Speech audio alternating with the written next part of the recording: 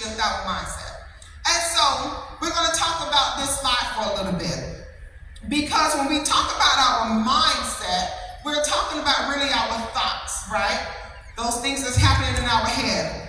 And so when we're thinking about thoughts, that's our internal dialogue. Those things we say is our reaction to the world around us, to things that we see, to situations that we encounter. It's our worldview, how we think about things, our outlook on life. Those are our thoughts. And as mental health professionals, those who are of a cognitive behavioral background,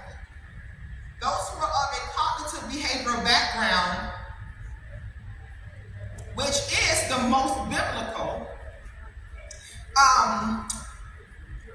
they really believe in the fact that if we understand the interaction between our thoughts, our behavior, and our feelings, and we govern ourselves accordingly, that we will have a much greater mental health.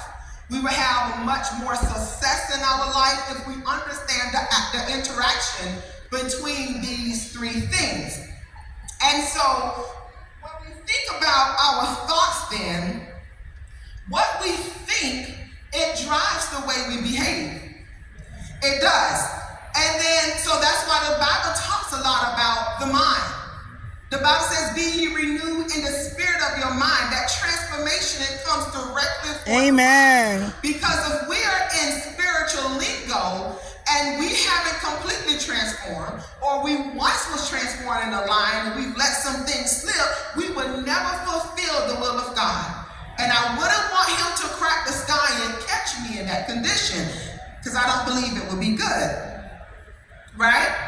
And so we have feelings as well. The feelings are the emotional responses that are triggered by the thoughts, and they reflect our interpretations of the situations that we encounter. So when you think about emotions, they're really neutral. They're not really good or bad. They're really the response to the thought that we have. So the thought could be negative or positive, but the feelings are the response. They're direct responses to our thoughts.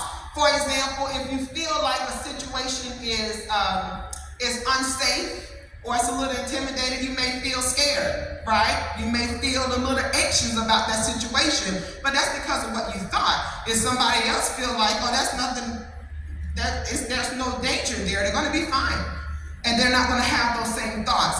And so there is a loop that happens with these thoughts. Often, and we see this a lot with those with depression or anxiety.